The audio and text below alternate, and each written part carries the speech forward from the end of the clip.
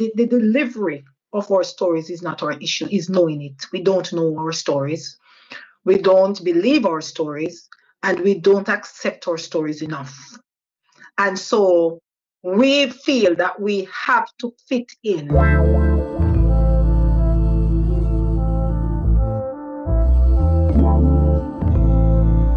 Now, in the United States, many books are banned. In fact, we wrote a very lengthy article to talk about it years ago because of the news that was happening that many books written by African American or by Black people were being banned because they didn't respect certain norms. And of course, we also understand what these norms might mean because, it's like what I was saying before. You are suffering, don't complain. You don't like it, don't complain. Just play along so that you can be alive. If you don't play along, then you become the terrorist, then you become the antagonist, then you become the disturbers of the peace. That is what they are essentially talking about in most of the cases. They are narrating their story, and they want everybody to fit into that story. You know that you don't fit in, but don't complain. We have moved beyond that part where we tell stories for just entertainment. We actually use stories for a lot of reasons. We use for education, we use for moral development, we use stories for, whatever you can even ever imagine, for even things that are even stronger than just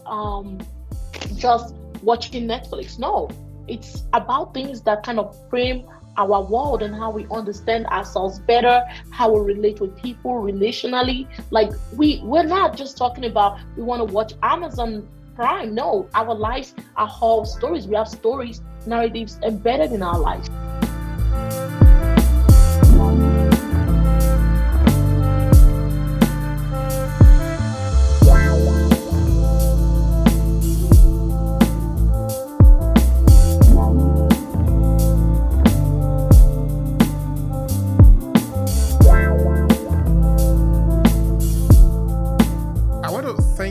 Ladies and gentlemen, for this conversation, I have been looking forward to it. I think we were actually supposed to do it the last time, and it was not possible for us for some technical issue. But of course, now we have resolved it. And I like the topic that we have picked for today's conversation, looking at how do we go beyond just the story. Because yes, we have a lot that we have said about the story. But how do we move from the story to concrete steps? Because I think that is where we are actually. It can even be a very symbolic conversation that within the African diaspora with over 200 million people, a lot of things have been said. But can we move beyond what has been said and take action? Can we move beyond the narrative and take action? Is there any way that we can be concrete in our agenda so that it's not just about the theory? Because we do need the theory, don't get me wrong, we do need the theory because we do need to strategize and make plan. But that plan must be moving us towards taking concrete action. And how do we take concrete action? What kind of action are we supposed to take? And in what way can we move from the idea that we have in our head into something tangible that we can hold in our hands? Now, to go to sort of get this picture clearer, I want to say something that I said to my friend, something that I actually think it is important here. That I was telling a friend of mine, we're talking about the difference between reality and what you might see as illusion or something that is not real. And I was telling him that, what do you even mean by being real? But because does be real mean to you something that you can see, you can hold? Because of course we're talking about within the realm of storytelling. I was saying, well, be real. Okay, now I ask you, but I'm not going to respond to it. I will just ask you the same question. I say, okay, now you imagine that you are standing in front of a pothole, a very giant pothole. Okay, let's call it a valley, a very big valley, a very dirty one actually, that you cannot use. You cannot do anything there because perhaps it's full of insects and it's full of dirty water, stagnant water, and all of that. You are looking at this water in front of you.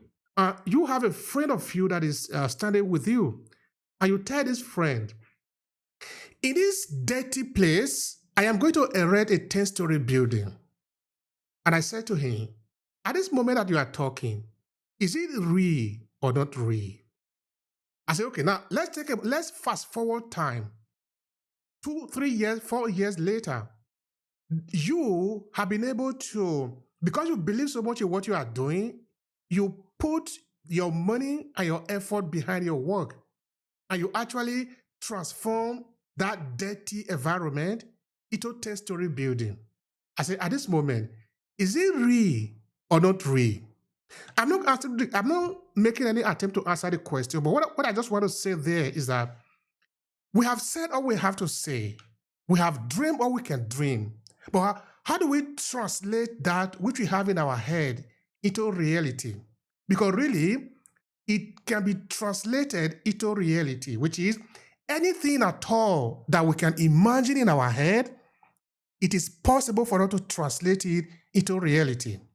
If you imagine that a human being is flying in the air with maybe a little wings on him or her, if you can imagine that, all you need to do is to look for a way to make it possible. Because the possibility that you can even imagine it at all, behind those possibilities are also hanging how to make it happen. If it is not possible that you cannot even imagine it.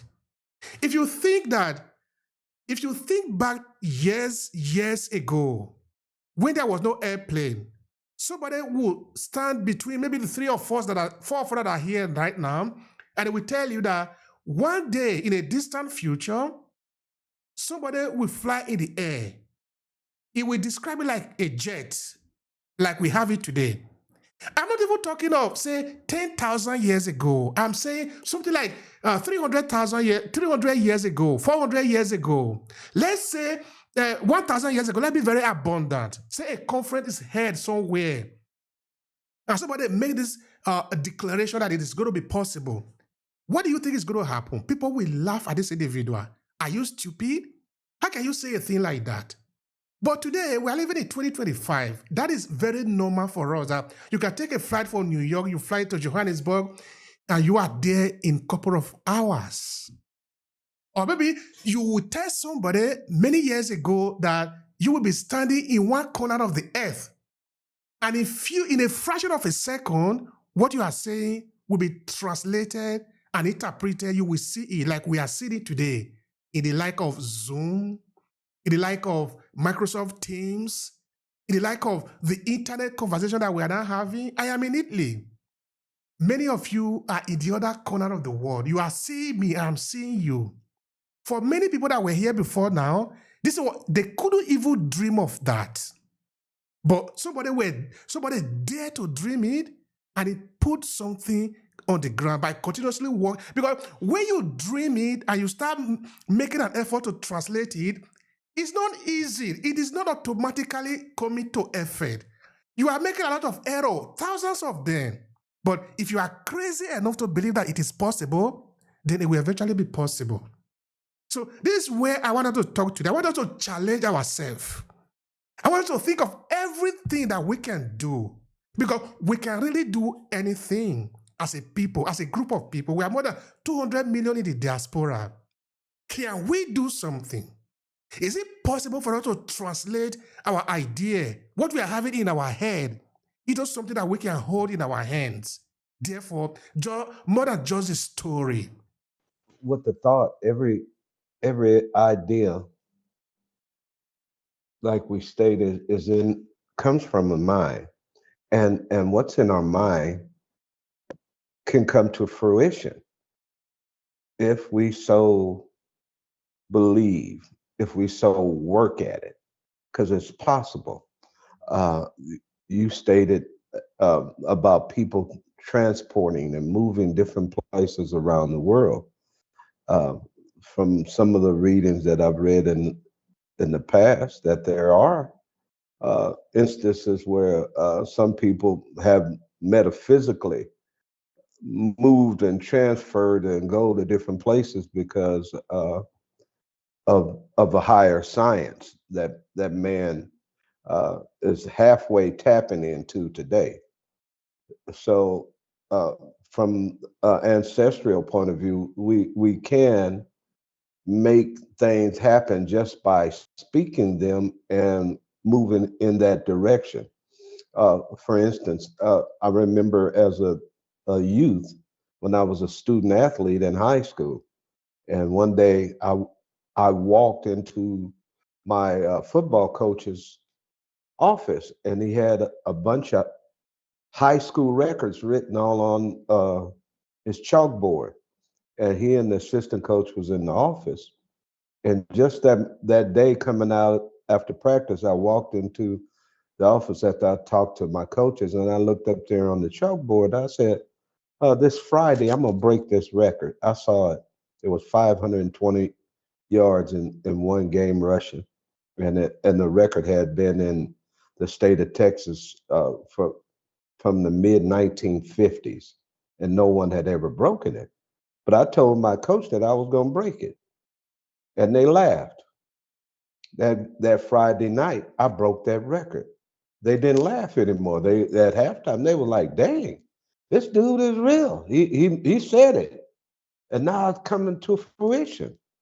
So to say that what we put in our mind, we have a powerful instrument here between our ears, and if we learn how to operate it and how to follow the flow of our thoughts, we can do some outstanding things above and beyond.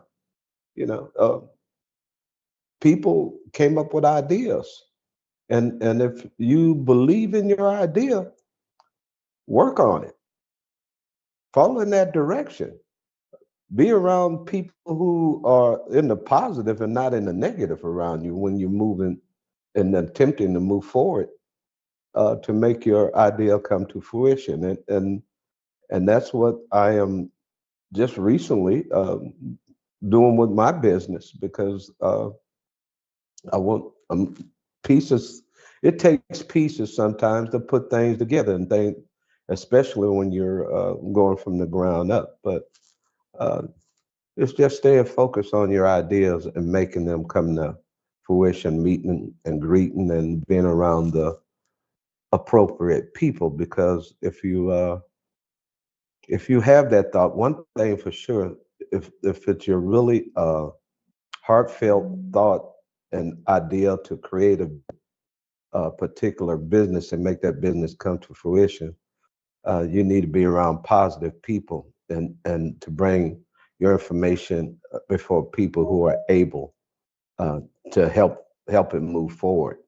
You don't want dream killers around you, because there's an awful lot of dream killers in this world. Thank you so much, Dr. Nengus. That is really a beautiful take there. And of course, we will have a lot to ask you to say in the course of this conversation. This is really an interesting conversation that we must do. It's interesting from a different perspective. For example, in We Diaspora, which is a program that we are just barely giving birth to, translating it, transforming it actually, because it was since 2014 that the organization was registered in Italy, then known as eVideo, now translated, now of course we changed the name to We Diaspora. It's a huge project, Dr. Nengus, you know about it. What we intend to do is to connect all of us in the diaspora and translate our thought into action. We are still going to do the talking. For example, with a couple of universities here that we want to collaborate with, we want to talk about things that have happened to us. For example, in 2026, which is next year, we have 3 important conferences. One of the conferences have to do with the 1800 Conference of Berlin. What we want to do is to review that conference and ask ourselves the hard question. Because that conference is what led to the breakup of Africa into what it is today. So the question we're asking ourselves is, what can we take away from it? But we don't want to remain in the 1800 now. Can we move forward? Where are we going to? So these are some of the hard questions we need to ask ourselves. Now, since you brought that up, I'm inclined to believe that there needs to be a 2025 or 2026 African conference where all the African nations come together and unite and look at what's going on and look at all the systemic barriers that was created by the colonialists, and to open up pathways where you have to have a passport to go next to your next door country. And some people never needed the creation of what colonialism has basically done has caused people to follow and continue the pathway of their colonializers. And when you come to the realization that you don't have to follow the rules of somebody who is holding you down, you need to incorporate and do some things like, I know there was attempts in the past, like the Organization of African Unity and other organizations like that. There were regional organizations on the continent.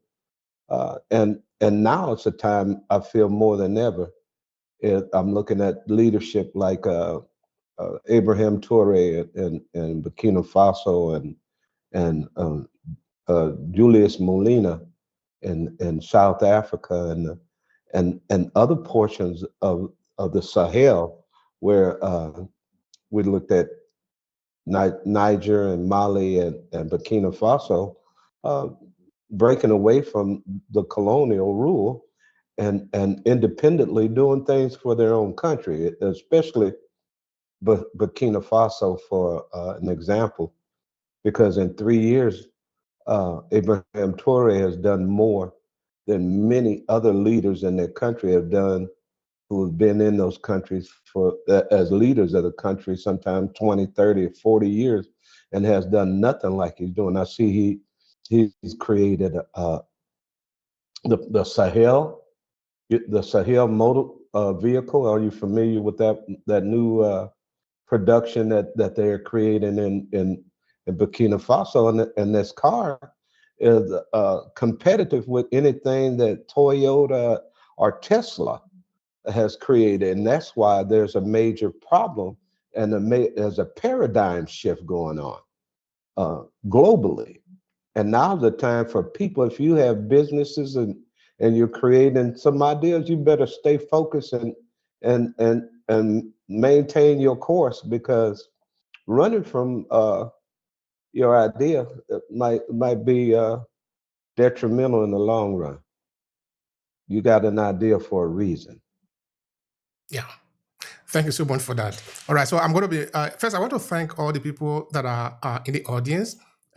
We thank Michelle that have joined us. Thank you so much for being here.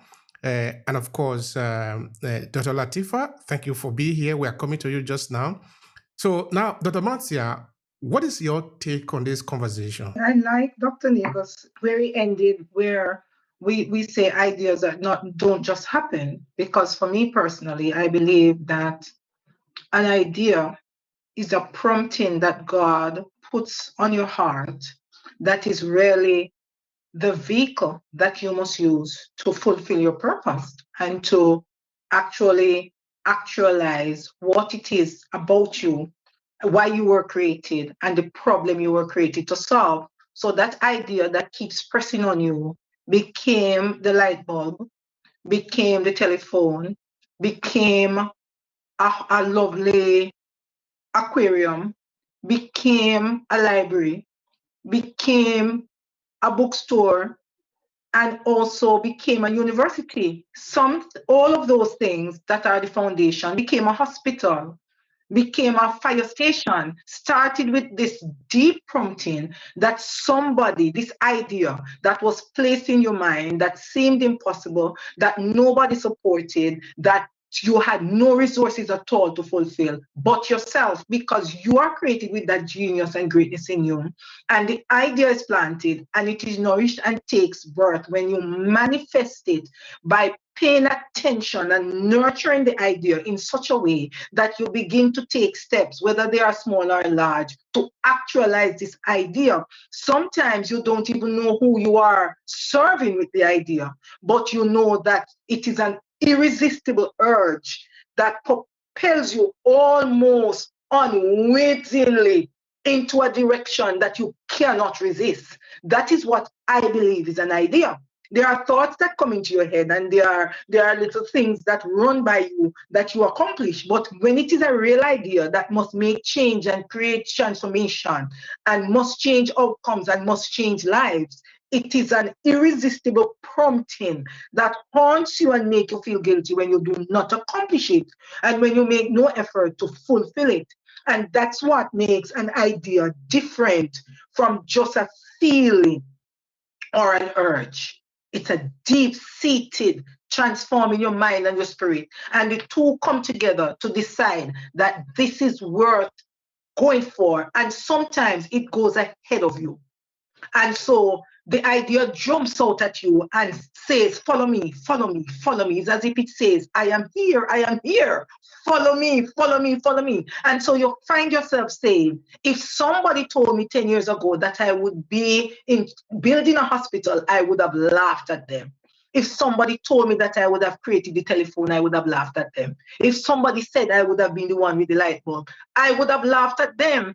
But here am I. I don't even know how I got here, but here am I. And this is what I was created to do. This is the problem I was created to solve. The thing about an idea too is that that idea starts as one idea. And by the time you fulfill the idea, you get several other ideas that are complementary ideas that will go together to fit the whole. And so you fill out those spaces that the idea needs to fill by just the one idea. And so it is really your calling, it's really your gift, it's really tied to your purpose. And an idea does not need people, an idea needs you. When you are prepared, when you embrace your idea, that prompting on your heart as something that you must take action about, then God provides the resources for you to fulfill your God-given purpose, for you to solve the problem you were created to solve, for you to understand why you exist. Thank you so much for that. I feel it. I can hear you. I can hear you. And what I'm seeing, or what I'm hearing, is that we need to respond to this call. There is a calling for us to respond to. And where I'm getting this one from is from a guy that I've interviewed. Is from Congo. And he have said something that I said to you just before you started to talk, Dr. Marcia, that idea come to us. We don't generate it. And if idea come to us, we must see it as an assignment. That this is coming to you to execute. It's not just about you. And I think within the field of entrepreneur, it is said that you are here for a service. You are doing something for people. That is why you are an entrepreneur. That you are solving a problem. It's not just for you. It's for the community, for the entire people that are depending on you. So this becomes very important now, that when we have this story, when we have this message, when we have this idea, it comes to us so that we can execute. So we should not be afraid that I cannot do this, because it was never about you. This is how I'm reading it.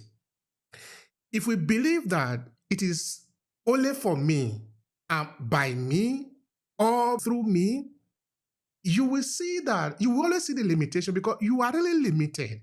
Because you look at you, how tall you are, how fat you are. If you run, how fast can you run? If you speak, for where can the sound of your voice reach? You see that you are limited. But if you understand that the idea is coming from something, somewhere, a device, or a space bigger than you, and you are supposed to serve people bigger than you, when you get to that point that you say, okay, well, I cannot do this alone, you remember that it was never just about you. Do your part, the part that you were supposed to do, and leave the rest for a force, energy, the connection that is bigger than you. Because when you do this, it becomes lighter, it becomes simpler, it becomes less heavy on you, because you are not carrying it just on your head. You are lifting the body on the entire community. And in this case now, we are talking about the African diaspora, more than 200 million people in the world. There is no amount of trouble that you can give these people to hold. If they use their collective energy that they cannot hold, they will dissolve that problem, no matter how big it is. But if these 200 million people are seeing themselves as singular individual, that is only me and myself alone, each of them will easily be broken because you cannot face it. But all of us, we can face anything. Hi everyone, my name is Latifat, and it's a great privilege to be here because this is a shared space and it's also a safe space. And I'm a story psychologist by profession. And the reason why I got into story psychology is that in all our lives, we are people of stories. We continue to carry stories around wherever we are. When we wake up in the morning, we start with stories. I woke up, I took my toothbrush, I prayed to God, I did whatever I need to do. Our lives are all stories, whether you, depending on who you are, depending on what race you carry, depending on what religion you practice, depending on where you live, everything that has to do around us, the people that we live around, the people that we live with, the people that we work with, everybody has a story. And I like this topic today on Beyond the Stories. And my perspective on that is that there is a need for us to continuously to explore the intersection of our own lived experiences, our identities, and our collective liberation.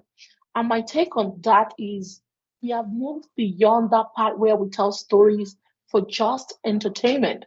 We actually use stories for a lot of reasons. We use for education, we use for moral development, we use stories for, whatever you can even ever imagine, for even things that are even stronger than just watching Netflix. No, it's about things that kind of frame our world and how we understand ourselves better, how we relate with people relationally. Like we're not just talking about we want to watch Amazon Prime. No, our lives are whole stories. We have stories, narratives embedded in our lives. And as a psychologist and someone who was very enthusiastic when I went into college to study psychology, I did psychology back in Nigeria, and it was a very uninteresting course for most people. And I was so invested in all these big textbooks that had a lot of practices in them. And all of this framing came from Western psychology, right? And my person at the time would challenge some of the things that I read in these books. I'm like, oh yeah, this makes sense. But how about we look at these two? Because I live in Africa at the time, I was living in Nigeria. But I would be thinking, oh, they were talking about children development, but how about how African children develop? Sometimes you read books that make you think that African children don't have no intelligence or they cannot do nothing. But however, there are people and researchers who have found out that African children are very precocious and they have a lot of manual dexterity. They use their hands very early. But we continue to bury ourselves in books that hide all those truths away for us. So our stories are actually a form of truth, a form of information, a form of checking what society needs to know. So I think that there is a need for us to frame the African psychology that help us understand our identities better, that does not see us as being pathological, but how we can use our stories for liberation, for psychological empowerment, where we're not just looking at someone that has a mental illness because they don't have access to clean water. However, they continue to pathologize poverty. Abraham Maslow already said it in his hierarchy of needs, even though that's a Western practice. What he's saying, if a person cannot fulfill basic needs, there is a problem. If a person cannot fulfill the safety need, there is a problem. All these things are there, and these are truths that we know. So for people who have the privileges, we get to hear all their podcasts all the time about how you can make $10,000 for someone who barely has an income. You can make $10,000 every day. I hear all these podcasts, and it does not reflect the people that I look like or people who go through the same experiences like myself. So this is a problem with traditional psychology frameworks and how we continue to use lenses that are not lenses of ours, voices that are not our voices. So how do we get, how do we get on point with things that, for people like us, right? Because we continue to look at people who are experiencing systemic injustice as being crazy, which they are not crazy, or being mentally ill, right? And the reason why I'm using the word crazy is because it's not, and I'm centering on the language of using crazy, because in Nigeria, a lot of people will be roaming around the street, and we just think that, oh, they don't have money, they don't know where to feed. And you see all of these things in, American media, and you think that the people are not doing good, but you don't know they're dealing with other issues. And we see unemployment in America too. We see all these things that are dealing with people, and we see that there are people who have been completely marginalized, right? So instead of really asking someone what is wrong with you, how about we ask them what happened to you? What system continues to shape our stories is very, very important. So now I am challenging us to start using the word critical storytelling. As people who have gone through a lot of oppression, whether your ancestors, whether people that you know, have got all we have and we're seeing it with what's going on in even American politics today, with how some persons are dictating to us how we're supposed to be living our lives. And I'm gonna cut our funding, I'm gonna do this, I'm gonna do that. And people are now scared. They don't even know how to live anymore. And all of these things continue to scare people, right? Which is very absurd. So I want us to kind of charge ourselves to a radical thinking as an alternative of how do we use critical storytelling to help explore our social political context. You know, at the end of the day, we also need to remember that when we can understand our stories better, our stories are politically charged. Whether we like to have conversation around politics or not, our stories are always politically charged. And when we can recognize that, we can recognize that our healing is not just about us just personally transforming ourselves, but it's about systemic change that we are bringing into this process, right? So these stories are not just, when we talk about stories without action, they're just words. They are just things that we're just going to continue talking about. It's just another thesis that has no action in place, right? But we need to understand that we need to move beyond just creating awareness on our stories and move into engagement. I'm going to be using a 4A principle to elaborate on that. We have to go from awareness, the story awareness, to the story analysis. What went wrong? How can this be better? How can we use this story to empower someone else? And we have to form an alliance. And from alliance, we go into action. So it's 4A's: awareness, analysis, alliance, and we go into action. And the practicality of this is that by the time we're beginning to understand how to center our conversation around indigenous knowledge systems that can help us process how we deal with situations, how we deal with stories, maybe we can better understand ourselves better. Maybe we can understand what makes us to be uniform. And also, and this can help us also build movements through the shared storytelling experiences. Like, how do we formulate a narrative organizing whereby no matter what it is, if someone is, trying to oppress us, through our shared storytelling experience, we can develop a better cognition to see how we can act, so that we're not just acting without a direction. We are acting with purpose. So with the right stories, sharing the right stories, the shared experiences, we then know how to act, right? And this is why I love and value this storytelling circle that we are having right here, because this is how my voice and your voice can be heard. Because on the normal day, my voice and your voices cannot be out there until we create a space for ourselves. We're not going to be moving into action. So for me, the future of all of this is to move beyond just looking at one individual, and then we should look more into interconnectedness. I'm going to tell you something. WHO came up with a plan, and I'm currently sitting on one of the groups called GILC. I think it's Global Initiative on Loneliness and Social Connection, and they're so invested into how Africans can socially connect. And I say it every day in my sleep. I'm like, we already socially connected. We are a socially connected people. You are not going to teach us how to be socially connected all our lives. My family friend can live in a house for free for 10 years and I don't have to charge them for rent. We are socially connected birds. You don't have to teach us Very how to much do so. this. We already have, I can decide to say tomorrow I'm creating a jollof rice contest. I bet you the whole community is going to show up. I can decide to say tomorrow I'm doing a clothing festival. We already have things that bring us together. So nobody is going to teach us how to socially connect. We already have it in us. And now you wanna come and teach us how to be socially connected. No, we do have it. But don't use your funding to threaten us. We don't want that.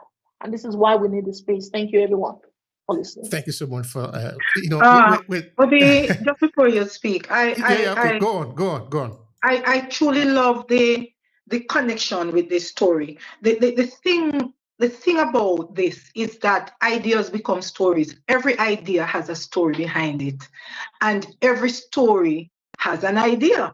And so that idea continues to replicate stories of overcoming, stories of existence, stories of strength, stories of resilience, stories of trial and error. And so those stories, when they come together, gives us that social connection, because persons, for example, who had an idea and struggled with the idea get strength from someone in a story circle that says, my idea, I failed 27 times and look at me now. And that gives the person the motivation to keep pulling, to keep pushing. There are also persons who say, I need somebody with this particular idea to embrace and to expand my idea. And so this is a part of it that I love doing. This is what I want to do, but I need someone to do that. That person who had that idea now has a network, now has a collaborator, now has a destiny helper. And so all of that social connection and meaning comes into place, and we continue to build a community of practice that is built on our experience, that becomes our story, and that becomes an explosive idea that transports us into the areas that we are to be, that knits us into our purpose, that makes us feel meaningful and fulfilled. Powerful share, Latifa. I love that. Thank you so much. Remain there. Brother Obehi, yeah, can I okay. just Come add to on. this? And I know that people are listening to me on LinkedIn, and I just feel like there's a need for us to re-echo this type of conversation in the spaces, because this is our space. It doesn't belong to anybody. We're not oppressing no one. We're just saying what is important to us. So if you're listening to me, wherever and whenever time you listen to this conversation, I need you to ask yourself, what is the story of your work? And what is the story in your work? Ask yourself those two questions, because there are two different things. The story of your work and the story in your work, they are two different things. We can have a whole conversation around this, and ask yourself, as a community, what stories are you carrying that needs to be re-examined? The use of the critical storytelling comes in from here. We've read in books different stories from people that don't look like us. We've been forced to assimilate this knowledge into us. What about the stories of our ancestors? Why are we hiding it? So ask yourself, what stories are you carrying? If it's a story about your family lineage, if it is a story about your cultural practices, if it's a story about your ritual practices, if it's a story about your religion, what are these stories? What does it mean to your person? What does it mean? What is that personal story that connects to your broader struggles for social justice? Why are you interested in the use of stories? So that you can be able to understand your sense of passion and your purpose, right? So as you continue to understand that, also ask yourself, what action does your story demand? That's going to be my word for today. What action does my story demand? And until then, you can understand how you want to start acting in the society, how you want to start representing yourself, your family, and your community in the society. So I say again, my friend, my brother, my sister, my family, what action does our story demand? Thank you.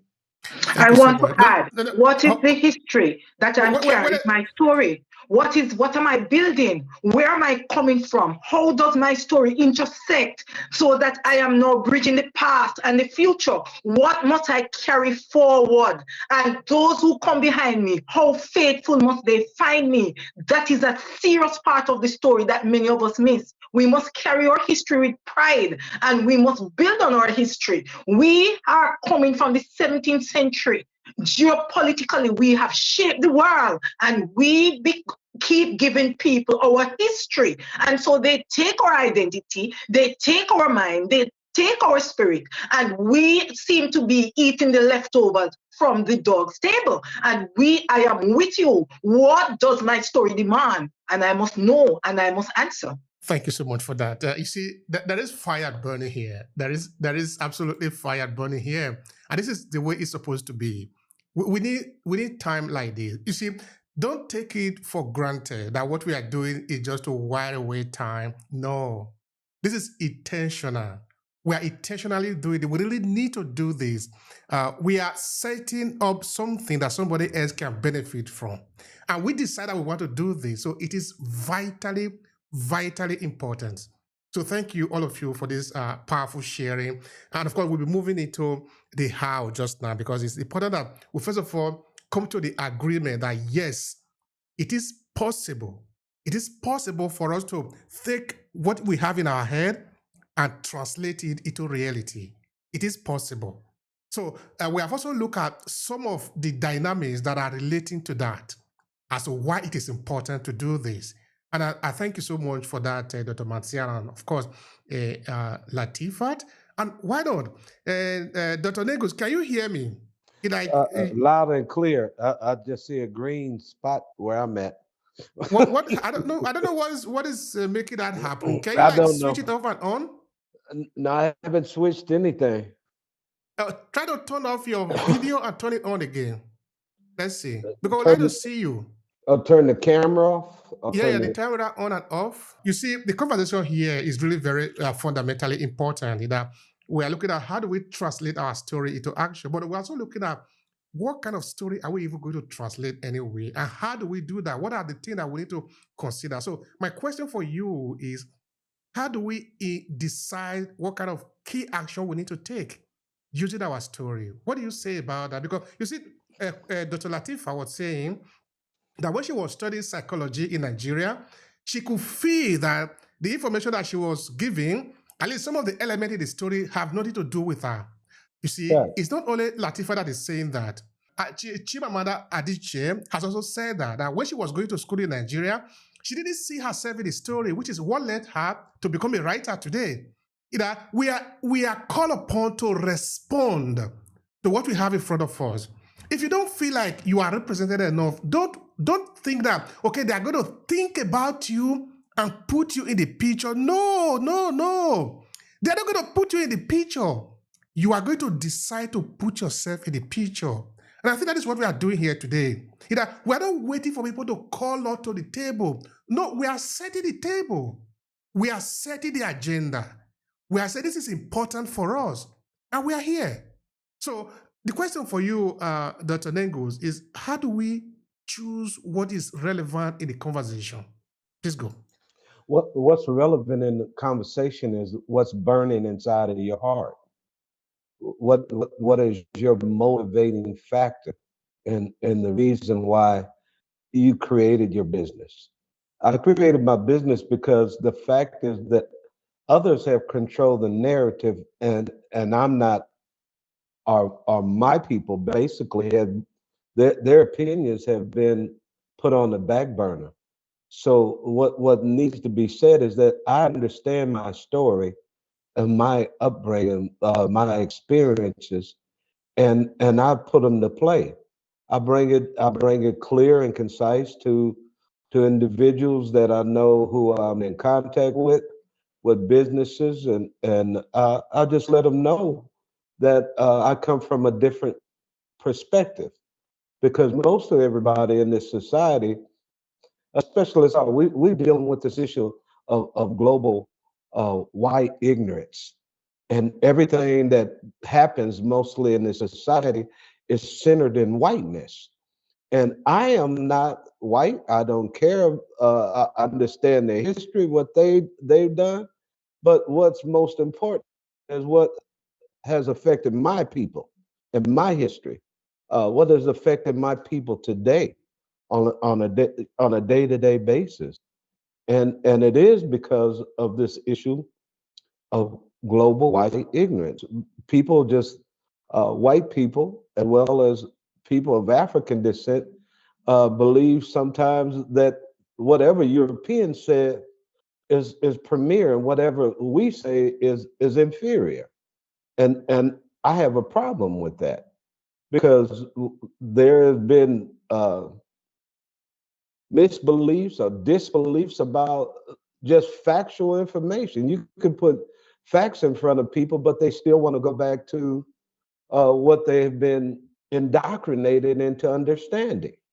When you bring some new information that's totally novel to them, they think that you're a heretic or you're a rebel raiser because you tell them a part of a story that they never thought of or intended. They look at what people of African descent as something that's inferior, and we know that's not the case.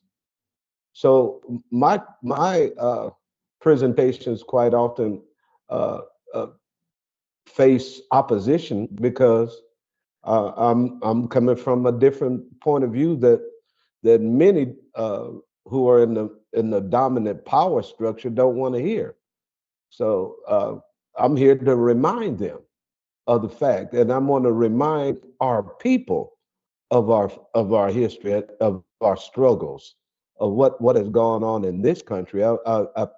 I haven't lived in any other country but the United States, but I know from 64 years of living in this country that it has not been easy for any of my ancestors to this day. So we have to do something totally contrary from what has been done. If we depend and wait on someone else to do something for us, it's never going to happen. So that's why we have to do things, sometimes even using guerrilla tactics to get your message across. Uh, right now, I've been teaching a African history class here at the studio. Uh, right now, here in the state of Iowa, they're banning certain books. They're banning anything that has to do a connection with DEI. They're banning anything that has a connection with the critical race theory. And it's persona non grata in the state of Iowa through the legislature and through also here with the federal government. But that's not going to stop me from opening my mouth and telling people factual information about who we are. So apparently, my dad told me when I was born to harass white folks. So I guess that's why I'm here. We need to know that we have a mission.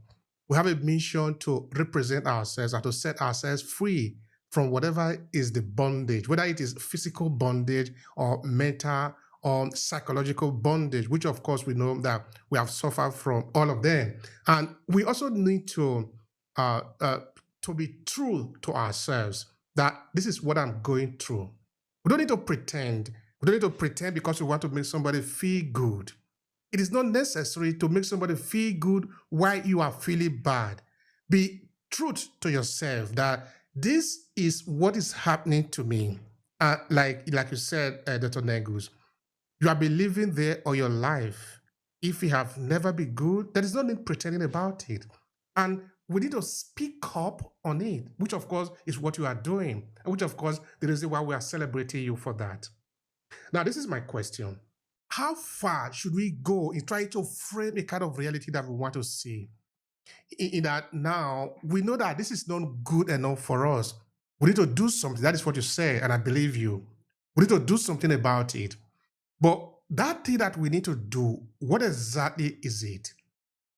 When it is done, what is going to be the result in the sense that, okay, we are imagining a future that have never been. We are imagining a world, a system that doesn't exist.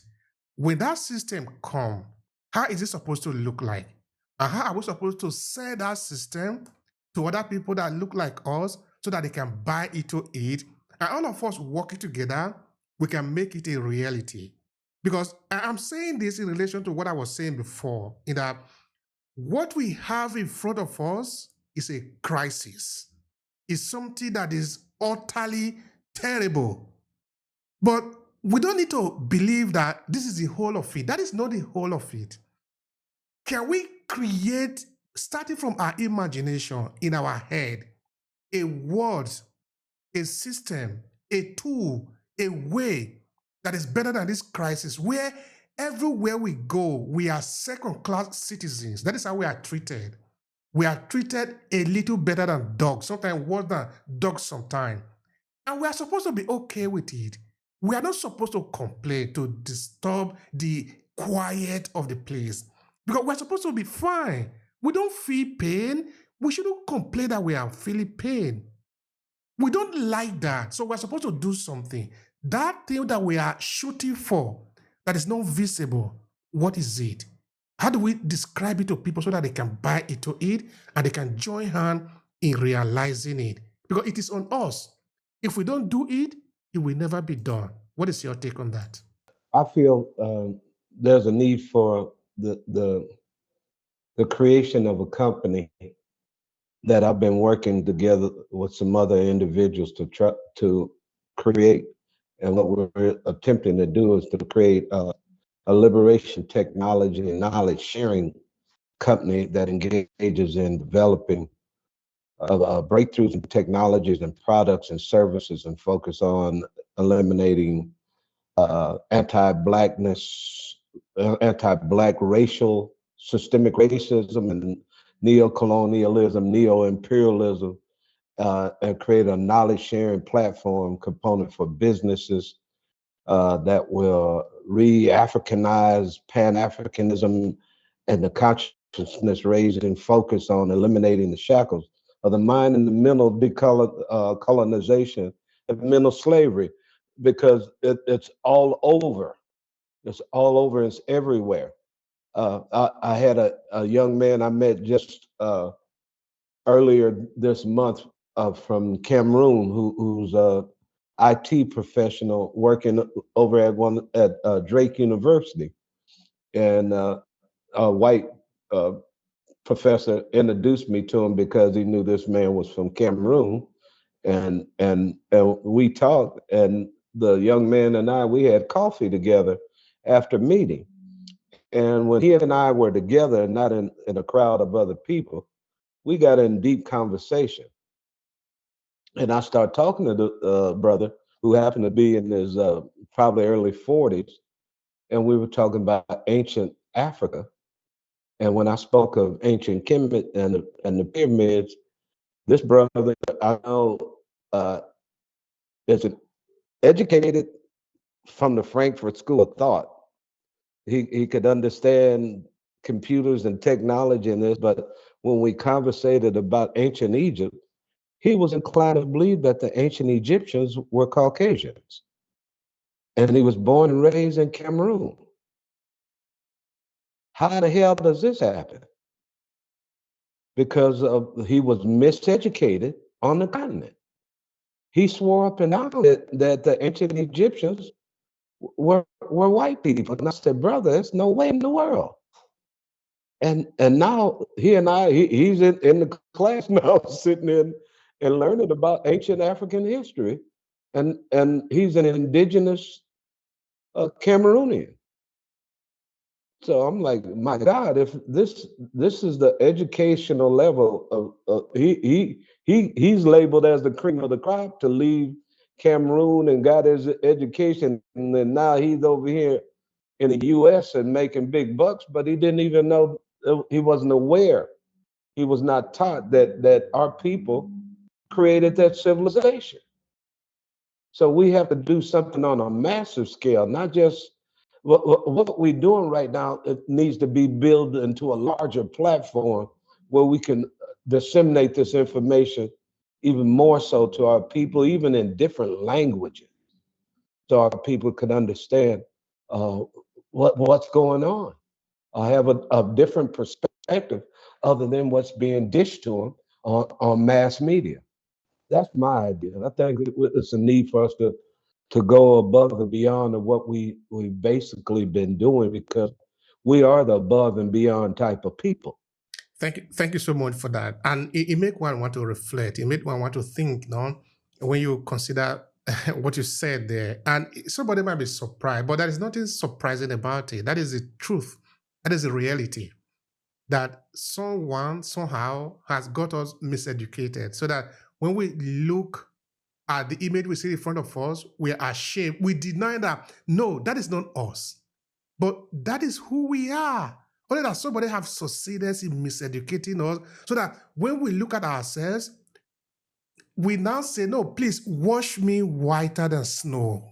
You remember those things? Wash me whiter than snow. You are an African. Did you not remember that you are an African? You are telling them to wash you whiter than snow. Are there no consequences to that? It's called it instilled self-hatred. What it is, it's instilled self-hatred. And I remember reading a letter that King Leopold II of Belgium gave to his missionaries in 1883, and he stated that he told the missionaries, your mission is to not go in there and trying to teach these people about who God is, because they already know God. They use different names, Mungu, some other name, indigenous African name for the creator. Oladime, Ogun, whatever name. They already, people on the continent had their own concept and idea of the creator and creation.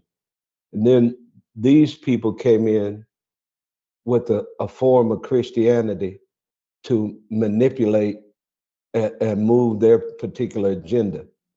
And to this day, I'm not to step on a lot of people's toes, but we have a group of people that sometimes become docile in their belief system, and they'll follow any Joe Blow anywhere and do anything that some of these false religious leaders are doing. For instance, I'm old enough to remember that my grandmother's sister. You're familiar with it was Jim Jones went to Guyana. He had a group of people that he left from San Francisco, California, and moved the people to Guyana, South America, and killed all the people down there. But they followed this man because this man said he was Jesus' right hand man, or he's right next to God, and they followed a false prophet to a place where hundreds of people die, following someone who claims to be a religious leader. The same mindset of these colonialists, they brought their religion in just to manipulate and take control of the minds of the people. I remember my professor, Dr. Obehi Ewanfoh from Tanzania, he would always say, he said, when the whites came to the land, they told us to pray. They had the Bible in their hands, and we closed our eyes and we prayed. And when we opened our eyes, the Bible was in our hand, and they had our land. So that's a major issue that we have to come to grips with in regards to the mental distortion of the African psyche. They told us everything that's African is negative. Your spiritual people were demons, or your medicine men and were demonic, evil spirits. So when people have that concept in their mind, everything that they already getting ready to get started, you say, oh, if it's from Africa, it's negative. All right. Now, Dr. Nego, before I ask a question to Dr. Mattia or about the how. Before you ask the question, I wanted to respond to something that Dr. Nagos said in relation to, I also believe, Dr. Nagos, that in addition to misappropriating our legacy and the things that we were gifted or given, I feel that sometimes too, part of the problem in making up for what we have missed, or how we feel that we have been mistreated and the injustice that has been served out to us, we become more impulsive than strategic, because strategy or strategic action is what gives ideas and our stories life. is what makes it becomes memorable or unforgettable. I'm sorry, or make the impact of transforming or changing our outcomes and our lives. And I feel that throughout our history, we have actually had times, more times than we desire, where we took more impulsive than strategic action. And in those times when we took strategic actions, we got the result in multiplying effect that we wanted. And if we look at the Caribbean and look at, for example, Jamaica, we look at Nani, who was extremely strategic. And in her using her strategies and pulling out, she won so many battles that took us to a certain freedom. We look at Marcus Garvey and we find that those are the same thing. Strategy takes time. And during on the walk to our deliverance, and notice I say the becoming masters of our own destiny, we find that the struggle is real. And if we do not understand the struggle, we linger where we are not supposed to instead of getting into the promised land. And that is the issue many times. I also find that many of the inroads and strategic actions that our forefathers took to get us to where we are brought us to a place where we no longer needed a deliverer, but because of the mindset that you're talking about and the misinformation, we find that those who come behind us find themselves lingering or stuck when they got everything that they needed to propel us forward, to push them. The ground was already prepared, the resources were supplied, the gifts were given, the pitfalls were there, the challenges were highlighted. And we just found ourselves just falling back because either we didn't believe or we are so fearful of the change. We are so afraid of our greatness that we muffle it many times and we place it in dormancy through this acceptance that we are in a strange land and the strikes cannot be made when we are actually prepared to make these differences and to claim and take our rightful places. All right. Thank you so much for that, Dr. Mantia. Now, anyway, the picture is frozen again. It's no longer moving. But in any case, I have a question for you. It's a question I wanted to ask Dr. Nengus, but of course I can put to him later. The question is it possible that we can use the same strategy that other people are using against us, but us using it so that therefore we can use it in our own interest? For example, the internet. The internet is sort of neutral for everybody. Everybody have access to it. Now, Dr. Nengus was saying before that now in the United States, many books are banned. In fact, we wrote a very lengthy article to talk about it years ago because of the news that was happening that many books written by African American or by Black people were being banned because they didn't respect certain norms. And of course, we also understand what these norms might mean because, it's like what I was saying before. You are suffering, don't complain. You don't like it, don't complain. Just play along so that you can be alive. If you don't play along, then you become the terrorist, then you become the antagonist, then you become the disturbers of the peace. That is what they are essentially talking about in most of the cases. They are narrating their story and they want everybody to fit into that story. You know that you don't fit in, but don't complain. But that is not a fair word. They know that it's not a fair word. They know that it is not about justice. They know that. But the question is whether we know that. Because if we know that, then we're not going to accept it. Therefore, there's always going to be this contention continuously. It needs to be contested because it is not normal, it is not right.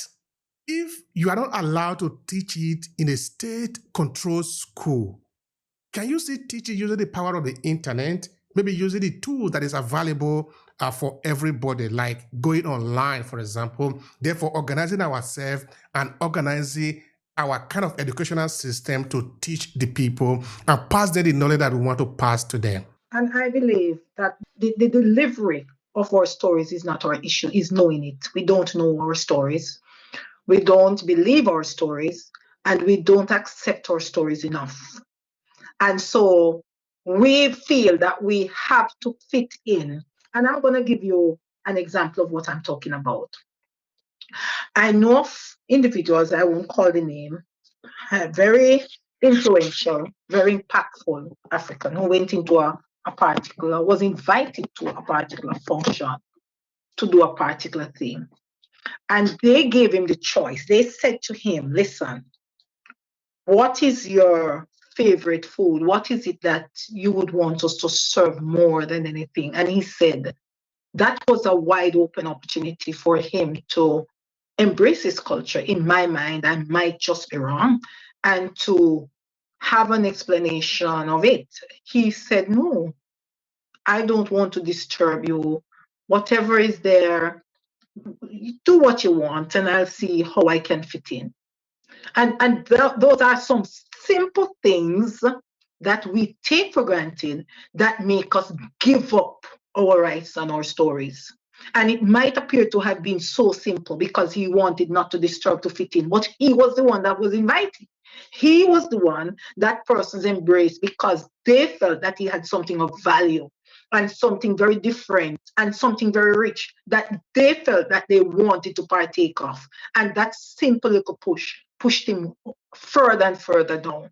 And so many of the times it is the knowledge that gives us problem. When we know our story, we carry this story with us. We carry it in everything. We carry it in our dress, our expressions. We take it in our hearts. We take it in our delivery. We take it along with us. It is not compartmentalized where it is used at this time and not used at that time. What we do is know how to use it and the parts of it that are relevant in the context and the circumstances that we are. So of course we can teach it. First, we have to teach it to our children. They have to know it. You know, the Jewish people's culture are not easily obliterated from the minds or anywhere they go in the world. Do you know why? Parents take the time and feel that it is valuable enough to teach it to their children. You must know yourself, and this is who you are. This is how you got to be who you are. This is what you are carrying, and this is what you're not to let go. But so many of us in the African diaspora do not do that. And so when our children get into settings where that knowledge is tested, they become conformists because they really don't know what they are conforming to. And so any road takes them there.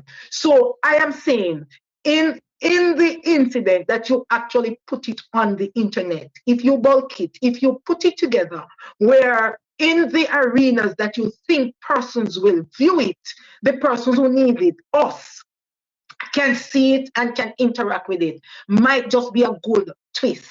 But if I don't know what I have, I cannot use what I have. So putting it out there and reading it does not personalize it, doesn't make somebody embrace what they were never taught, what was rejected in the home, what that was abundant, that was left to waste, that was not acknowledged, that part of it was told and not enough because of where you were got and because of where you reached cannot convince somebody by putting it on an internet or so on. So what I'm saying is it must be a holistic and thorough cleansing that starts from teaching the child from he or she is young in the home who you are. What is your story? What does it mean? What's your generation? What's your history? Why do we do the things we do and why do we do them the way we do them? And how can we integrate what we do into a collaborative space? Those are the ways in which we have to teach it. We have to create the mindset. We have to make them know who they are. When they are convinced, we can put it in any medium that we want because they themselves will tell the story. They will question the falsehoods that is out there. They will correct the misconceptions. All right. Thank you so much for that, Dr. Matsia. I really appreciate your take there, and it's really, really very important. Also, from the example that you share of Israel, I think it is very important because sometimes we need to also make comparison with other people because we are not alone in this world. We are living with other people. There is a question that I'd like to ask you, then I'll break part of it to Latifat later. I seem to have the feeling that we Africans have a different kind of treatment in the world. And there are different reasons for this. Okay, I mean, there might be different reasons for this. We know, for example, that the Jews were persecuted in many parts of Europe, and we know the epicenter, what happened in Germany, but we also know how much they have been supported so that they can recover from it. We see the United States, for example, beating his heart on his chest that nobody can touch this, my anointed son, for example. And of course, we also know what have happened, how the Europeans have been protecting the values of the Israeli people. We know the 200 years of crusade, the Europeans were certainly not fighting against the Jews. All right, what I'm trying to say is that for the African people, after the slave trade, the continuation of the mutilation of our history, up until now that we are talking, there have never really been an effort to help us recover for what have happened to us. So I don't know, I'm just saying this, maybe I'm wrong.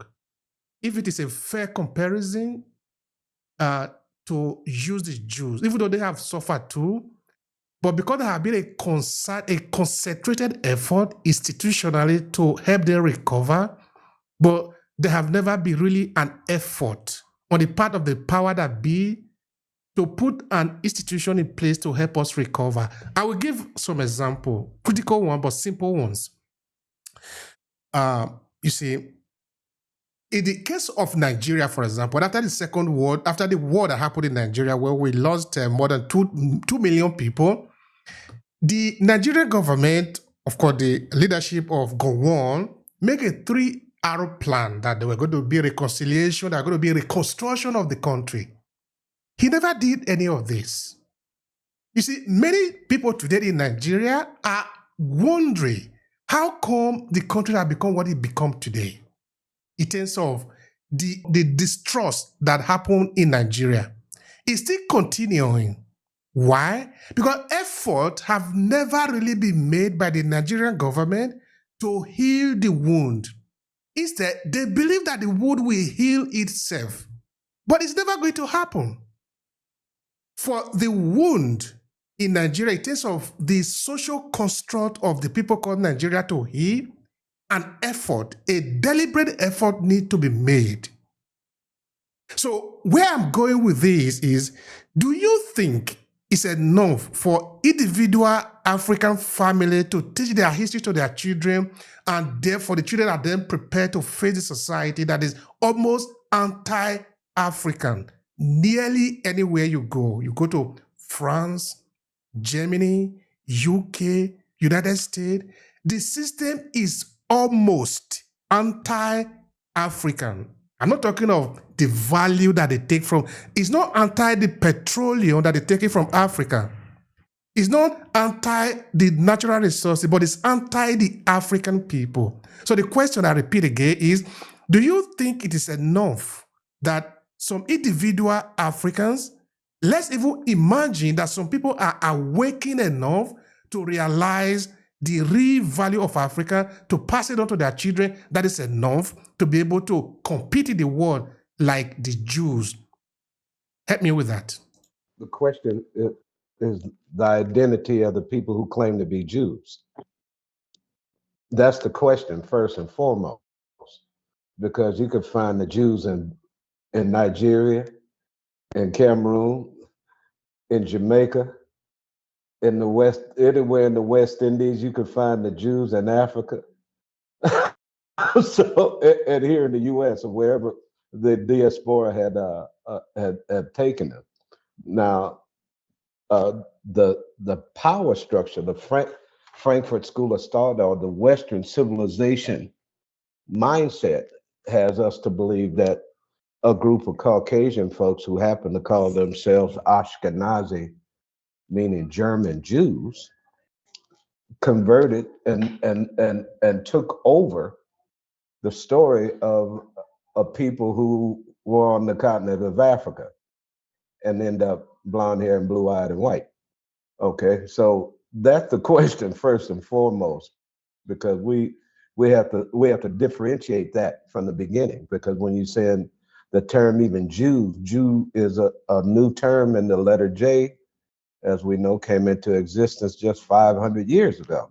They were not called that. And even in the faith community of people calling the name Jesus wasn't his name. So when we're talking about this particular group of people that the Western culture and Western world has been supported in and them going into an area in 1948 with the help of England and United States, and they went in and demolished the people there and took their land and put another group of people who had never been in that portion of the world there. And it's been in conflict ever since. It's been in conflict way before that. So I just like to deal with terminology first before we get to talking about those people. And when you say that, they talk about the German Holocaust, what the Jews did to Germany, but no one speaks up about what Leopold did to people in the Congo at all. And there was more people that died from the Holocaust in the Congo. And I'm telling you, to this day, Africa will not be liberated until the Congo is liberated. The Congo has suffered tremendously and still continues to suffer because there's such a rich resource in the heart of Africa. So I went on that tangent because I got a problem with just saying the Jews, because I don't know who in the hell you're talking about. Thank you so much for that clarification.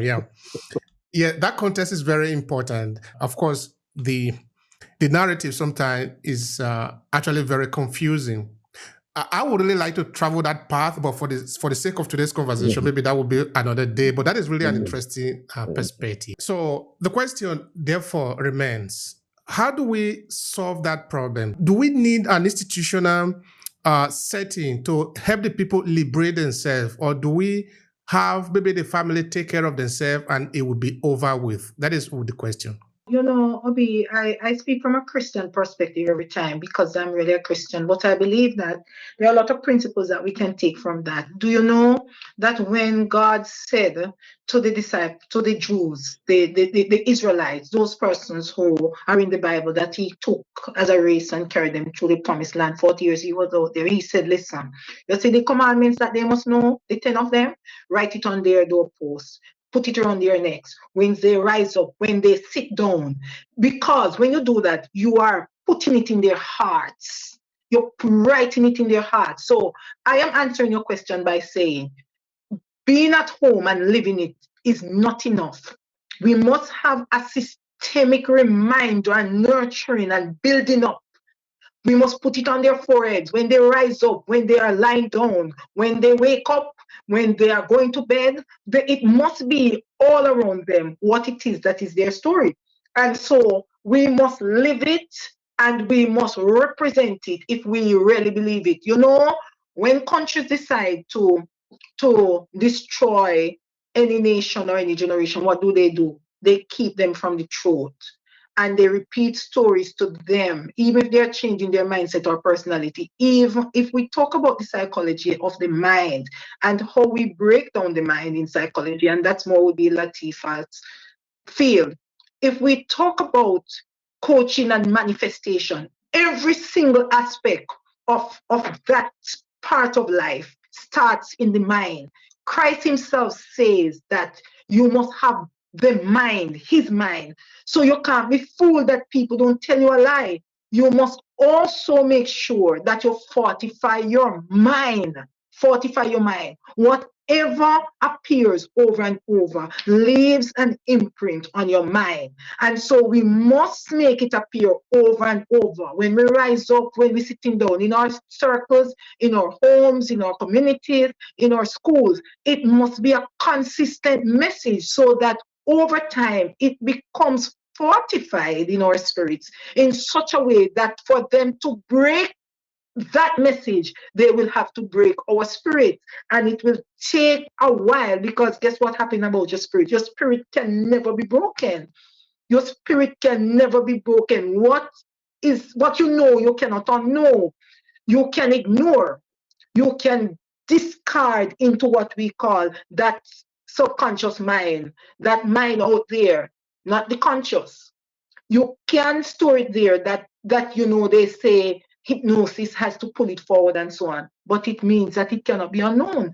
And so I am saying you must have a system, and the system might start in your home if you don't have anywhere else. But when you get into the schools, we must make it so mindful. We must understand that it is a sacred and divine responsibility, that the generation in which we were born, the culture in which we were born, was not a mistake. We don't happen chance. Even if we feel that we didn't want to be born, or we were not born in the right circumstances that we want, we were created and born for that reason. And we must understand, and we must not apologize for it. What we must do is embrace our struggles as strategies, and we must make our pains become our breakthroughs.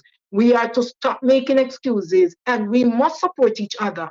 Part of the issue why our education and our identity is many times blurred is because those who are ashamed are more than those who are affirming who they are, and they have a stronger voice.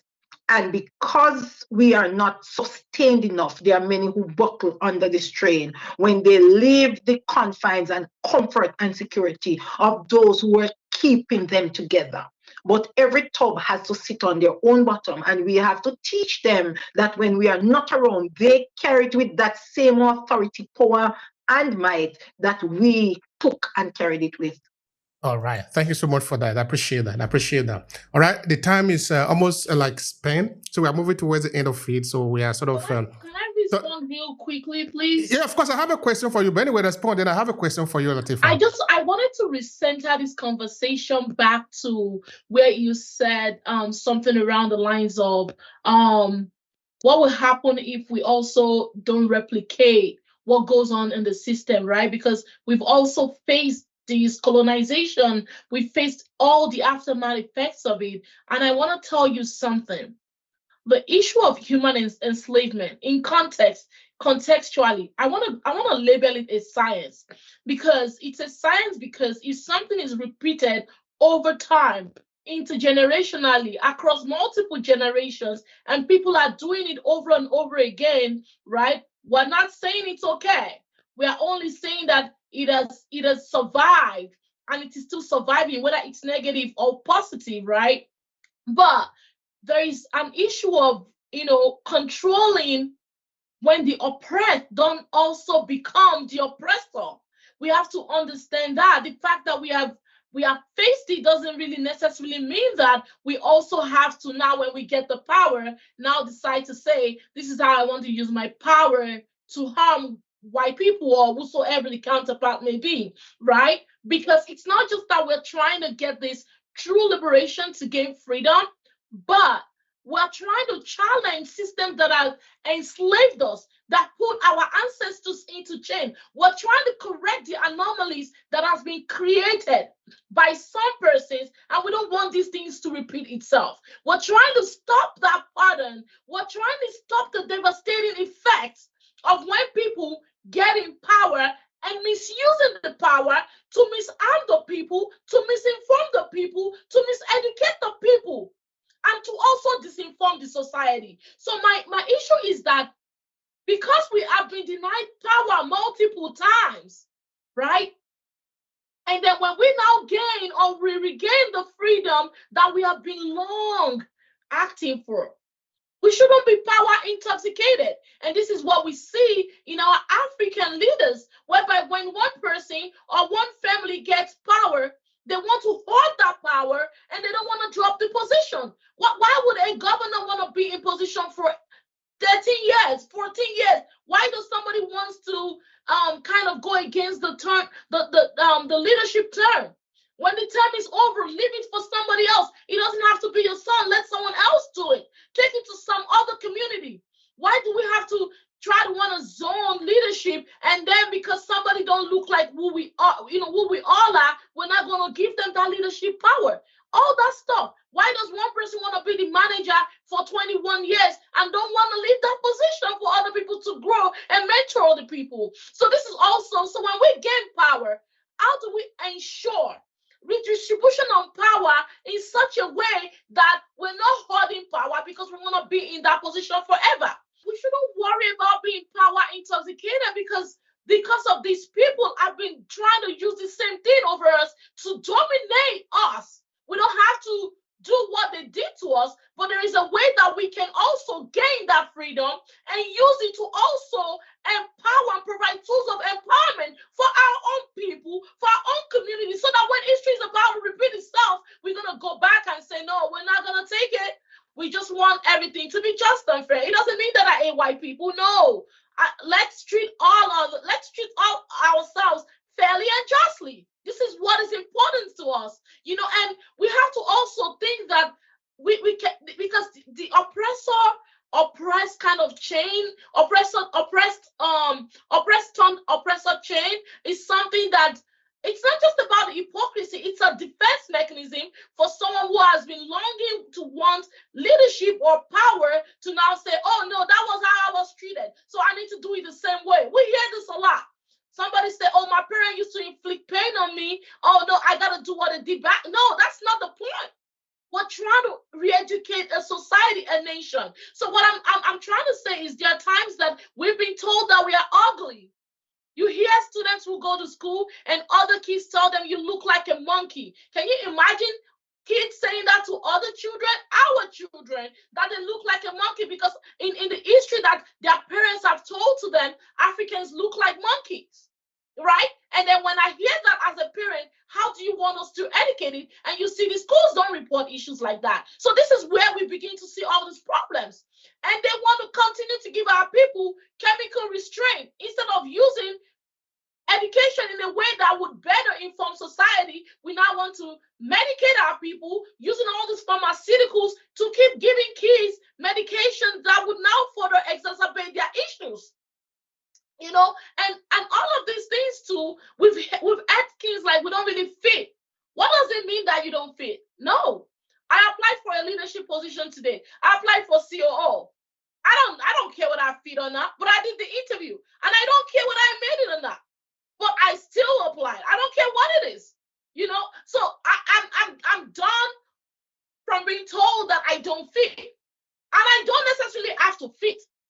I'm just gonna be aired, and I'm not done talking, So that's how we're gonna continue to see this, to reposition ourselves. We're not gonna let people challenge us and call us stupid. And this is also about the vibrancy we are bringing into spaces. This is about how we communicate what we need to be communicated without necessarily being angry, because when I get angry, you're not about to see that. Then you take my anger for being inappropriate at work, or you take my anger for being a menace to the society. But when you continue to treat me in a way that is disrespectful, in a way that is condescending, you're okay because I'm African and you don't really care about how I feel. How about how you feel when I tell you that I do not want to be talked to like that?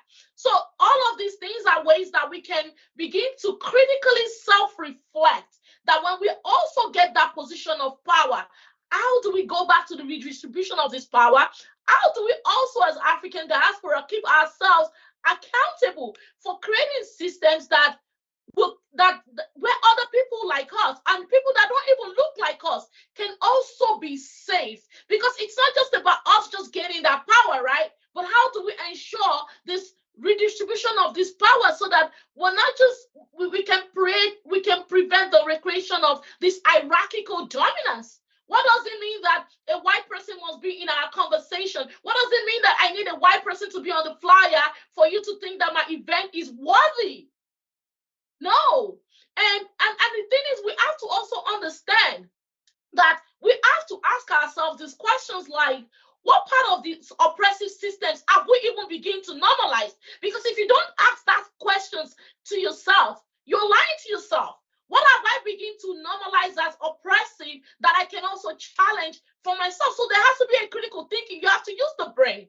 And where do I feel that I'm entitled to control others? Because a lot of people want to be in control, but they also don't want to be controlled. So this is the oppressed oppressor chain that we also have to challenge. And how am I as a person recreating the hierarchies in my own relationships? Why do I want to be the one over and above in the relationship that I'm forming with people? So all of these things are what brings about, how we want to concentrate power and redistribute this power. So we have to be accountable. One thing is, even if we are going to challenge these systems, we also have to be individually and communally accountable. So I also wanted to bring back this conversation to where we're talking about parenting, and in this context, African parenting. For many years, parents have been told how to parent, right? Which is not necessarily been the case. Child rearing in the African context has been more of it takes a village kind of thing. I used to say this: I have 100 mothers in my neighborhood. When I'm walking from the junction of my house to the next junction, I have to greet 100 people, and that's my community. When I misbehave to one person in my community, I have misbehaved to every other person, and there is a need for them to call it a community meeting on me so that we can address the issue right there and then. But in this modern context, child rearing has now been that you cannot even carry your own baby that you birthed. You are missing the first 3 years of their life. That is the crucial part of parenting, because now society has told us you have to go to work, you have to feed. So we're not really necessarily using the right things that we should be using, right? Because think about this. Why can't we have African mothers take off or go to their jobs part-time after they deliver a baby after 9 months so that they can be there as parents? From the evolutionary perspective, even monkeys were carrying their babies as a form of attachment. And attachment is a means of survival.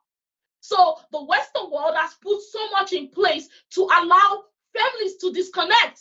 Like we don't really care about each other. Someone can be homeless in the community and they're Africans. It's like, I don't care if you're homeless, you have to take care of your business. No, if it was my father, he's going to tell you, you are welcome to my house. Let us all live together. You're going to eat what we all eat.